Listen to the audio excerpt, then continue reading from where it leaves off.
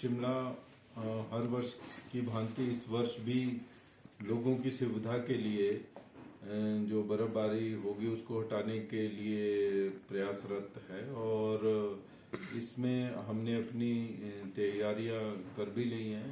आदरणीय जिलाधीश महोदय की अध्यक्षता में भी स्नो मैनुअल की मीटिंग इसमें हो चुकी है। एमसी ने अपने लेवल पे जैसे हमारे 100 के आसपास अपनी लेबर है और इसमें हम बर्फ हटाने के लिए हायर भी करते हैं एक्स्ट्रा खान लेबर, उसका भी हमने टेंडर कर दिया है।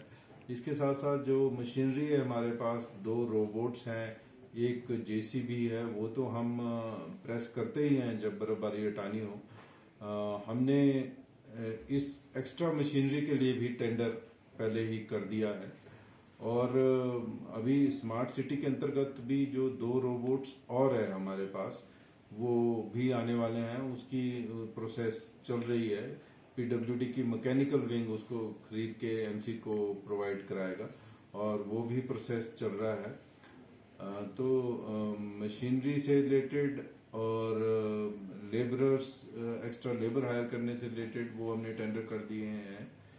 इसके साथ साथ हमने जैसे आपने देखा होगा शिमला में कई जगह जो है बर्फबारी से रोड बहुत स्लिपरी हो जाता है, तो हमने ऑलरेडी क्रश्ड सैंड होता है जिसको हम वहाँ पे बिछाते हैं ताकि वो स्लिपरी ना रहे जहाँ बर्फबारी की ज़्यादा अंदेशा है। तो क्रश सैंड भी आपने नोटिस किया होगा, हमने शहर में कई जगह ऑलरेडी अभी से ही रखवा भी दिया।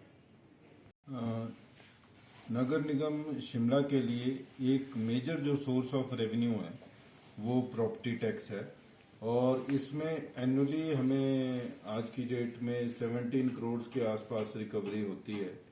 ये बाय एंड लार्ज हमारी जो प्रॉपर्टी टैक्स की पेमेंट है ये सिटीजन्स दे रहे हैं और 85% के आसपास जो है हमारी एनुअल प्रॉपर्टी टैक्स की कलेक्शन वो हो जाती है।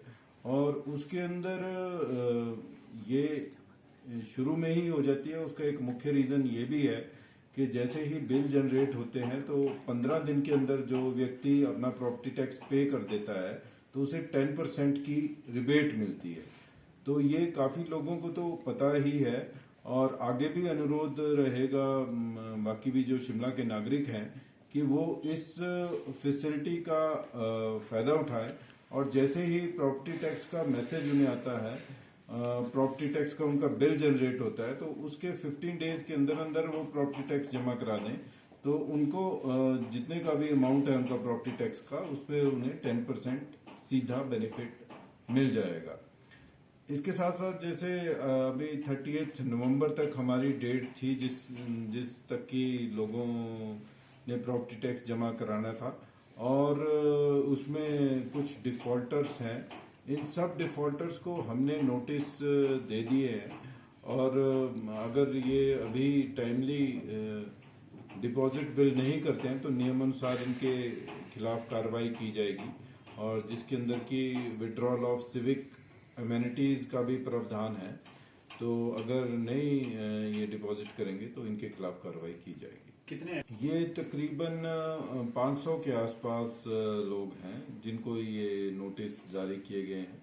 टोटल उपभोक्ता हमारे पास जो प्रॉपर्टी टैक्स पेयर्स हैं हमारे वो 30,000 के आसपास है, जिसमें मुख्य था डोमेस्टिक जो है वही है इस्टेब्लिशमेंट्स और 70-80% डोमेस्टिक इस्टेब्लिशमेंट्स हैं और बाकी 20% के आसपास कमर्शियल इस्टेब्लिशमेंट्स हैं।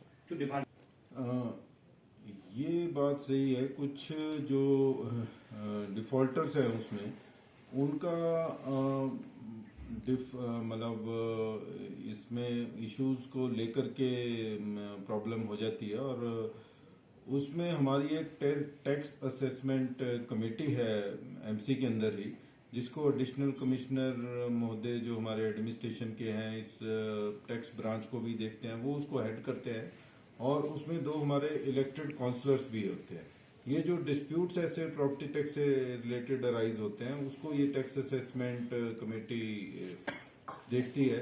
तो अभी एक जो हमारा पेंडेंसी काफ़ी ज़्यादा है बड़ी, वो ISBT की है और उसमें इशू ये है जो कि 4 करोड़ से ज़्यादा की अभी लाइबिलिटी उसमें टैक्स की हो गई है, और उसमें इशू ये है कि वो जो पेमेंट है वो HRTC ने करनी है, उनकी जो बस स्टैंड अथॉरिटी है, या कि जिसको उन्होंने लीज दी हुई है उसने करनी है। तो हमने ये बस स्टैंड अथॉरिटी को, ट्रांसपोर्ट विभाग को ही लिखा है कि वो शीघ्र ये जो पेंडिंग अमाउंट है प्रॉपर्टी टैक्स का इसको जमा कराएं।